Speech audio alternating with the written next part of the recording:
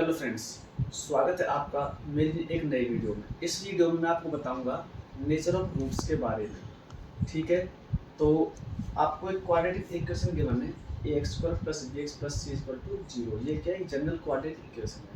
इसमें हम जानेंगे कि नेचर ऑफ रूट्स मीन्स कि रूट्स क्या होते हैं, रियल कब होते हैं, इमेजिनरी कब होते हैं, इक्वल कब होते हैं। ठीक है, तो तीन कंडीशंस है।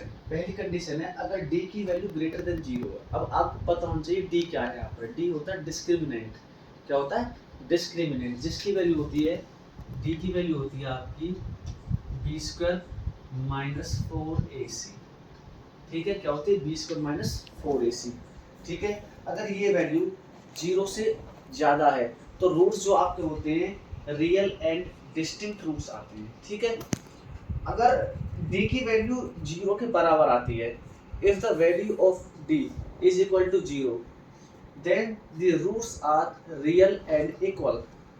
ठीक है, क्लास 10th में जब आप पढ़ोगे तो आप रियल एंड इक्वल रूट्स के बारे में पढ़ते हो, लेकिन जब आप उससे ऊपर क्लास में जाते हो 11th क्लास में, तो वहाँ आप पढ़ोगे कॉम्प्लेक्स नंबर्स, तो वहाँ पे आप इमेजिनरी रूट्स के बारे में पढ़ते हैं। तो जो तीसरी कंडीशन है वो आपकी है d की वैल्यू लेस देन 0 जब भी होती है। If the value of d is less than 0 then the roots are imaginary. ठीक है, तो जब भी d की वैल्यू 0 से कम आएगी तो रूट्स इमेजिनरी होते हैं।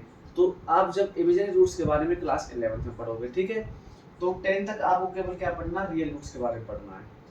तो ये एक अच्छी वीडियो है, इसमें आपको ये पता होना चाहिए जो बातें मैंने आपको बताई है। धन्यवाद।